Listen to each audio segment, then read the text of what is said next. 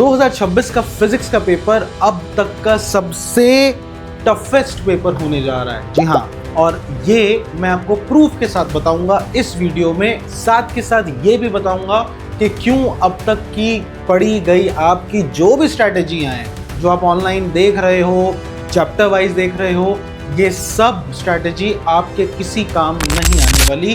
काम क्या आएगा ये मैं बताऊंगा इस वीडियो के एंड में।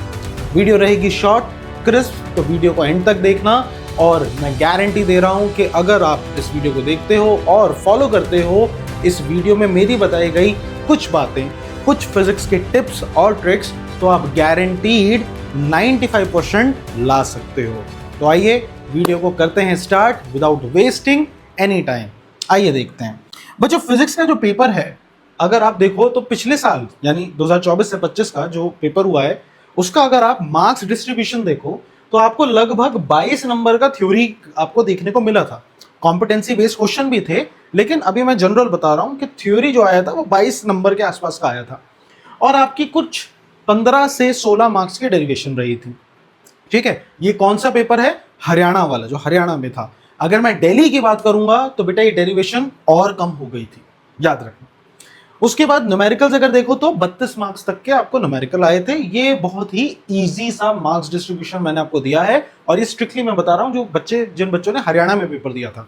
दिल्ली की तरफ जाएंगे तो ये आपको ऐसा नहीं मिलेगा, आपकी डेरिवेशंस और कम हो गई थी और पेपर बहुत मुश्किल आया था। ठीक है, वीडियो ऑनलाइन डली हुई है, आप चाहो तो मेरी चैनल पे जाके वीडियो देख सकते हो, बच्चों के रिएक्शन भी देख सकते हो कि कितना खराब पेपर गया था उनका।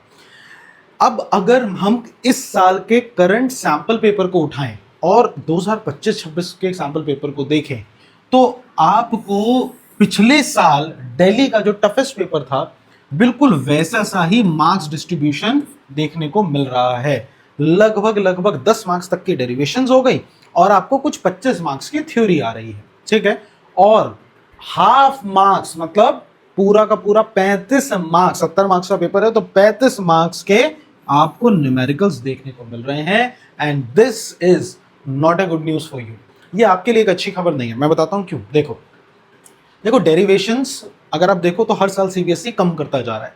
इसका नुकसान आपको यह है कि पहले जब डेरिवेशंस आती थी तो डेरिवेशंस में नंबर लाना आपके लिए आसान था। क्यों यार, 10-20 डेरिवेशन है, अपन रट के चले गए, एग्जामिनर ने पूछ ली, वही रटी हुई चीज बता दी। मतलब कुछ नया नहीं है इसमें, समझो, नया नहीं है, वही पुरानी चीजें हैं, मेमोरी बेस्ड चीजें हैं। मेमोरी अच्छी है, मेमोरी साथ देगी तो आपने वहां लिख दोगे, पूरे बढ़िया से नंबर आप ले आओगे। लेकिन 70 में से मुश्किल से 10 नंबर के आसपास ला सकोगे अगर ये सारी डेरिवेशंस करते हो तो डेरिवेशंस कम होना आपके लिए ठीक नहीं है। पॉइंट नंबर 2, अब ये डेरिवेशंस डायरेक्टली भी नहीं पूछी जाती, इनडायरेक्ट वे में पूछी जाती है। मैं अभी एक्सप्लेन भी करूंगा कैसे। तो इनडायरेक्ट वे में पूछी जाती है। अब कभी कभार ये इनडायरेक्ट वे ऐसा होता है कि बच्चे को यही समझ नहीं आता कि पूछा क्या है एग्जामिनर ने, क्वेश्चन क्या है, बताना क्या है, यही नहीं समझ आता, तो ये भी आपको दिक्कत देता है। ठीक है, और इन सब ये जो पूरा का पूरा मार्क्स डिस्ट्रीब्यूशन है, इसके अलावा जो सबसे बड़ी दिक्कत आपको देखने को मिलेगी वो दिखेगी an rise in competency based question. This rise अगर आप देखो 24 से 25 में 40% कॉम्पिटेंसी बेस्ड क्वेश्चन थे, 40% तक। और बच्चों की धज्जियां उड़ी थी जो दिल्ली गए थे, दिल्ली की तरफ जो बच्चे पेपर गए थे और दूसरे स्टेट्स में भी जिन्होंने दिए थे एक्सेप्ट हरियाणा, वहां कॉम्पिटेंसी इतना नहीं आया था। लेकिन ये तो बुरी हालत है, 40% तक कॉम्पिटेंसी बेस्ड क्वेश्चन। और इस साल का अगर आप देखो तो मैं आपको प्रूफ के साथ बताने वाला हूं कि इस साल ये 40% से बढ़ के मोर देन 50% जाने वाला है कॉम्पिटेंसी बेस्ड सवाल। ये कैसे बता रहे हैं? ये मैं इसलिए बता रहा हूं क्योंकि ये सीबीएसई ने आपको खुद बताया है। देखिए सीबीएसई में अगर आप गूगल पे जाइए, गूगल पे जाके class 12th physics 2025-26 syllabus download करिए और उसमें पीडीएफ में आपको क्वेश्चन पेपर डिजाइन मिलेगा। इसमें अगर आप देखेंगे तो आप देखिए रिमेंबरिंग मतलब आपकी मेमोरी बेस्ड जो सवाल आने वाले हैं वो लगभग 27 मार्क्स के आने वाले हैं, मतलब 38% का आपको यहां से देखने को मिलेगा। ठीक है ना, 38% का मेमोरी बेस्ड सवाल आएंगे।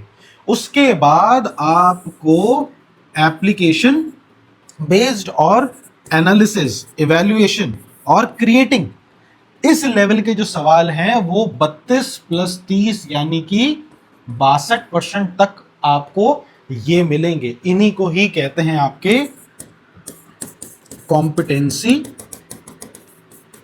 क्वेश्चंस, यही वो क्वेश्चंस हैं बेटा जो आपको मिलेंगे, जो कि अब मोर देन 50% है। जब सीबीएसई खुद लिख रहा है तो इस बार सीबीएसई, पिछले साल सीबीएसई को बैकलैश करा गया था कि आपने इतना टफ पेपर कैसे बना दिया, ये कर दिया। इस बार सीबीएसई पहले ही बता के चल रहा है कि देखो भाई ऐसे करके चल रहा है। तो इस बार अगर आप वही पिछले साल की वाली गलती करोगे, प्रीवियस ईयर लगा लेता हूँ, ये कर लेता हूँ, तो इससे मामला नहीं जमने वाला। तो ये दिक्कत भी आपके सामने खड़ी हुई है, कॉम्पिटेंसी बेस्ड सवाल आने वाले हैं। अब आमतौर पे बच्चों को ये भी डाउट होता है कि ये होता क्या है कॉम्पिटेंसी। तो इसका मैं एक उदाहरण देता हूँ। जैसे डेरिवेशन है कि व्हाट इज ट्रांसफॉर्मर, एक डेरिवेशन आ गया what is transformer and give the formula of transformer, या उसका टर्न रेशियो का फॉर्मूला दे देगा, ट्रांसफॉर्मेशन रेशियो का फॉर्मूला पूछ लेगा, या उसमें जो आपके n1/n2 इक्वल्स टू v1/v2 ये जो रेशियो है ये पूछ लेगा। ऐसे पूछ लेता था पहले, डायरेक्ट पूछ लेता था कि ट्रांसफॉर्मर में एनर्जी लॉसेस बता दो, डायरेक्ट पूछ लेता था। अब देखो कॉम्पिटेंसी बेस में क्या फर्क आया है, एक बहुत आसान सा कॉम्पिटेंसी आपको दिखाता हूं। जैसे आपको इस बार पूछा है कि with the help of a diagram explain the principle of a device. कह रहा है एक डिवाइस है, बता नहीं रहा कौन सा, कह रहा है डिवाइस का प्रिंसिपल बताओ जिसका काम है लो एसी वोल्टेज को हाई एसी वोल्टेज में कन्वर्ट करना। अब this is a very simple question, और मैं मान रहा हूं कि आप में से बहुत से लोग गेस कर गए होंगे कि ट्रांसफॉर्मर ही है। लेकिन जो नहीं कर पाए या जिनको डाउट है कि यार ये क्या है, तो अब ऐसे आपको क्वेश्चंस मिलेंगे। मतलब उसने पूछा भी नहीं ट्रांसफॉर्मर, लेकिन इनडायरेक्ट वे में अब आपको सोचना है कौन सा डिवाइस है। ट्रांसफॉर्मर पता है तो भाई करके दिखाओ, ठीक है ना। फिर deduce the expression for the ratio of secondary voltage to primary, तो सारा वही है, ये तो वो डायरेक्ट पूछ रहा है। बट कॉम्पिटेंसी बेस्ड का एक बेसिक सा उदाहरण दिया है मैंने आपको ये सवाल दिखा के, जिससे आपको आइडिया हो जाए कॉम्पिटेंसी का बेसिक मतलब क्या है। अब ऐसे इजी सी डेरिवेशन में तो ये आसान लगता है, लेकिन कभी कभार ये बहुत टफ भी हो जाता है, ठीक है। तो ये दिक्कत आपके साथ रहेगी, ठीक है। और इससे बड़ी दिक्कत आपको बताते हैं क्या है। इससे बड़ी दिक्कत है आपकी बेटा एग्जाम टाइमलाइन। 4 महीने बुक्ड हैं तुम्हारे। देखो कैसे समझना, अभी क्या चल रहा है, नवंबर स्टार्ट हो गया, तुम अभी मस्ती के मूड में हो, ज्यादा सीरियस अभी नहीं हुए।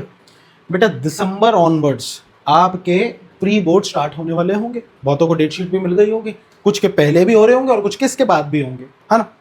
अभी सुनते जाओ।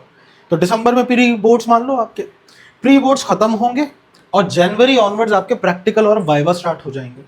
प्रैक्टिकल वाइवा में मैं मान के चल रहा हूँ तुम्हारा बहुत बुरा हाल चल रहा होगा, कुछ पता नहीं होगा प्रैक्टिकल में क्या, और वाइवा में तो इस बार जीवन का मेरे ख्याल से पहले इंटरव्यू सेशन में जा रहे हो, बहुत हुए बने होंगे, है ना। इन सब के जुगाड़ बताऊंगा, लेकिन जनवरी में ये स्टार्ट हो जाएगा शुरुआत में। जैसे ही इससे निपटोगे, तो इससे निपटते ही या तो प्री बोर्ड तुम्हारा खत्म हो रहा होगा एक और, या ऑलमोस्ट हो चुका होगा, या साथ में चल रहा होगा।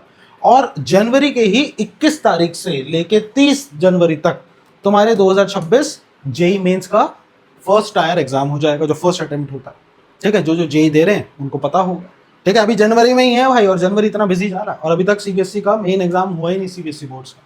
जैसे 30 जनवरी को तुम फ्री हुए, उसके बाद सीधा 18 फरवरी से मान लो, क्योंकि फिजिकल एजुकेशन जिनके पास है बेटा 18 फरवरी से आपका सीबीएसई 2026 का एग्जाम स्टार्ट हो जाएगा, और ये चलेगा मार्च तक, ठीक है। मार्च में जाके आप लोग कहीं फ्री होगे, थोड़ा बहुत समय मिलेगा, और अप्रैल में आपका जेई का सेकेंड अटेम्प्ट आ जाएगा, ठीक है। तो 2 अप्रैल को जाके आप फ्री होगे। फ्री तो तब भी नहीं होगे, क्यों? क्योंकि सिर्फ जेई थोड़ी है, अरे उसके बाद तुम्हें और दूसरे एग्जामिनेशन देने हैं, कुछ को बिट्स देना होगा, कुछ को विटी देना होगा, जो वीआईटी वेलोर का आपका एग्जाम है, और बहुत से एग्जाम्स निकलते हैं जो आप लोकल भरोगे। जरूरी नहीं हर कोई बीटेक करना चाहता है, अगर आप लोग कोई निफ्ट में बैठना चाह रहा है तो उसका एग्जाम भी जनवरी में हो जाएगा, तो निफ्ट का एग्जाम भी वहाँ निपटेगा। तो try to understand this thing कि अब आपका पास समय नहीं है, तो this is the right time to get serious. अभी भी समय नहीं निकला है, आगे समय नहीं है बिल्कुल भी, मैंने आपको बकायदा प्रूफ के साथ दिखाया कि समय नहीं। So this is the time to get serious. ये मत सोचो कि मैं 1 महीने में खत्म करूंगा या 2 हफ्ते में करूंगा, तुम अपने आप को बहुत प्रिसाइजली टाइम दो इसे खत्म करने का। अब आते हैं सॉल्यूशन में। तो अब सॉल्यूशन क्या है, क्या करें, क्या अप्रोच रखें हम एग्जाम की, किस तरीके से पढ़ाई करें, ठीक है। तो क्या क्या चीजों पे ध्यान देना, पहला focus less on previous year question. Previous year questions पे बहुत ज्यादा भी ध्यान मत दो, ठीक है। प्रीवियस ईयर इसलिए करो ताकि तुम्हारा रिवीजन हो जाए वो करके, लेकिन उसकी ज्यादा प्रैक्टिस नहीं करनी। क्यों? क्योंकि प्रीवियस ईयर जैसे सवाल तुम्हें नहीं देखने को मिलने वाले, पूरा कॉम्पिटेंसी बेस्ड रहने वाला है। मतलब पिछले साल का ही अगर तुम देख लो क्वेश्चंस तो वो तुम्हारे काम आ जाएंगे, लेकिन उससे पिछले मतलब 2023 और उससे पीछे वाले एग्जामिनेशन में जितने भी हुए हैं वो क्वेश्चन को बहुत ज्यादा काम नहीं आने वाले। तो उन क्वेश्चन को सिर्फ इसलिए करो ताकि तुम्हें क्वेश्चन पैटर्न समझ आए और तुम्हारी रिवीजन हो जाए बस। लेकिन सिर्फ ये सोच के कि पिछले 10 साल कर जाता हूँ, अरे मैं तो टॉप कर जाऊंगा, नहीं कर पाओगे, दिक्कत रहेगी। ठीक है, तो एक तो ये काम करो। दूसरा, ट्राई मोर कॉम्पिटेंसी बेस्ड क्वेश्चन, यानी कि मोर सैंपल पेपर। तुम्हें आज ही अभी से सैंपल पेपर्स लगाने पड़ेंगे और वो सैंपल पेपर्स लगाओ जिसमें कॉम्पिटेंसी बेस्ड सवाल ज्यादा मिले। जहां ज्यादा मिलेंगे वो करने का ज्यादा फायदा है।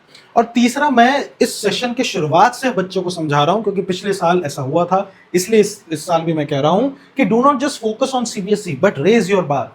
आप सिर्फ सीबीएसई, मान लिया आपको जेई नहीं देना होगा, लेकिन आप क्या कर रहे हो, आप सिर्फ सीबीएसई को देने के लिए आप सीबीएसई के लेवल का ही पढ़ रहे हो। बट सीबीएसई तो अपना लेवल बढ़ा चुका है ना, आप तो नहीं बढ़ा रहे। आप तो वही घिसे पिटे सीबीएसई के क्वेश्चन जो पहले आते थे, एनसीईआरटी और ये सब, सिर्फ आप यही कर रहे हो। क्या एनसीईआरटी में दिए हुए सवाल सीबीएसई देता है एग्जैक्टली? कितने सालों से पहले बंद कर चुका है सीबीएसई, नहीं देता डायरेक्ट। तो आप सिर्फ वो पढ़ के कैसे करोगे? मतलब मैं तो शॉक दूं जब बच्चा कहता है कि सर मेरे को बस सीबीएसई बेस पढ़ा दो। क्या मतलब सीबीएसई बेस पढ़ा दो? आपको लेवल बढ़ाना पड़ेगा, लेवल बढ़ाना पड़ेगा। 10 फीट ऊंची छलांग मारनी है तो एम करो 50 फीट, तब जाके शायद इजीली पहुंच पाओगे। 10 फीट ऊंची मारनी है, तुम 10 फीट का ही प्रिपरेशन कर रहे, कैसे मार पाओगे? इसलिए ध्यान दो, ये 3 चीजें आपको चेंज करनी है। अब अगर चेंज कर दी तो प्रिसाइजली क्या करना है, ठीक है, ये तो है, करना कैसे है। अब एग्जैक्टली मैं तुम्हें बताता हूं कि क्या चीज इंटीग्रेट करो अपनी प्रिपरेशन में।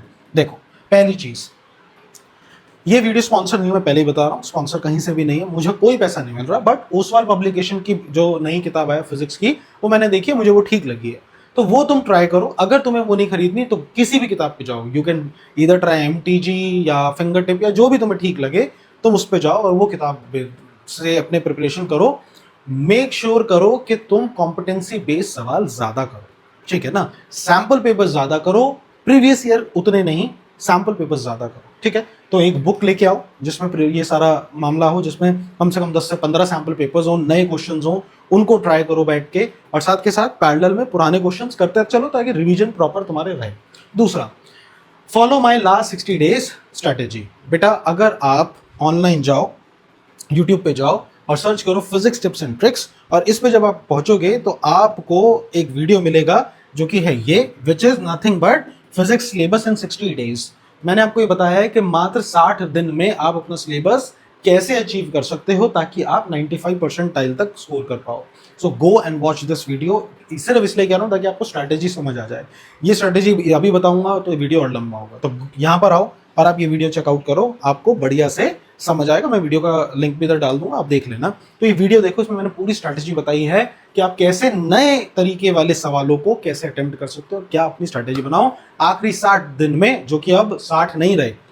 पहले नवंबर से स्टार्ट करते तो 60 दिन थे, अब पहले ही कम है, ठीक है ना। तो टाइम कम है, तो स्ट्रैटेजी को यूज करो ताकि तुम ज्यादा से ज्यादा परसेंटेज अपनी बढ़ा सको, ठीक है। और दूसरी चीज मैं जो आपको बोलूंगा, जो मैंने यहां पर भी लिखी है, कि आप चैनल को सब्सक्राइब करने के साथ साथ आपको यहां पर ना वन शॉट वीडियोस मिलेंगी, ठीक है। जैसे अब ये देखो, dual nature of radiation and matter, 2 घंटे 34 मिनट में पूरा वन शॉट बनाया है with animation, with story telling. मैं गारंटी दे रहा हूं आपको ऐसा वीडियो पूरे यूट्यूब पे कहीं नहीं मिलेगा, कहीं नहीं मिलेगा, ठीक है, ये मेरी गारंटी है आपको।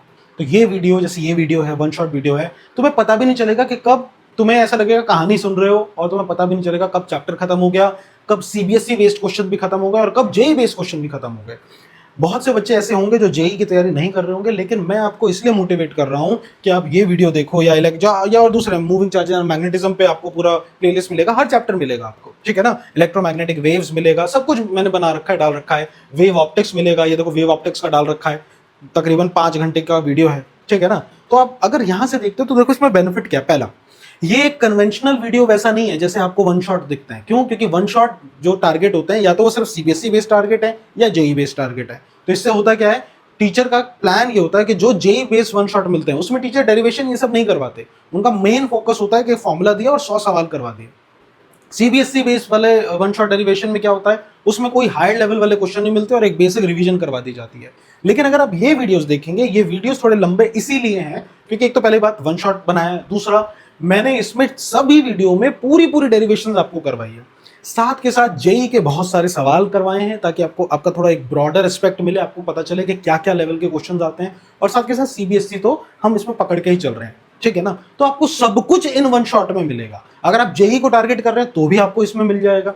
अगर आप सिर्फ सीबीएसई बेस्ड टारगेट कर रहे हैं तो जेई के क्वेश्चन को आप चाहो तो स्किप कर सकते हो, बट मैं बोलूंगा बिल्कुल करो। क्यों? क्योंकि जब सीबीएसई अपना बार रेस कर चुका है तो तुम्हें भी अपना बार रेस करना चाहिए। So this is the final thing that I want you to do. अगर आप ये कर लो तो आपका बहुत बहुत बेनिफिट होगा। चैनल को सब्सक्राइब करते हो तो आपको लेटेस्ट अपडेट्स भी मिलेंगे, और मेरे चैनल पे जितनी भी मैं ट्रिक्स और टिप्स आपको बताता रहता हूँ, जितनी स्ट्रेटेजी बताता रहता हूँ आपकी डेरिवेशन से रिलेटेड, एक वीडियो में लाऊंगा आपके लिए जिसमें सिर्फ और सिर्फ इंपॉर्टेंट डेरिवेशंस होंगी और उसको खुद करके दिखाऊंगा सारी। मतलब एक बार देख लेना उनको, भैया तुम्हें उससे बाहर सिलेबस से आएगा ही नहीं। 10 नंबर की डेरिवेशन आनी है, 10 से 12 नंबर की, तो जो मैं बताऊंगा उससे बाहर नहीं आने वाला, ठीक है ना। तो यही है बेटा इस वीडियो का निचोड़। उम्मीद करता हूं आपको वीडियो अच्छी लगी होगी। मेहनत करते रहो, और कोई भी दिक्कत हो इस वीडियो के कमेंट सेक्शन में लिखो, रिप्लाई मैं सभी का करता हूं। मिलते हैं अगली वीडियो में, बाय बाय।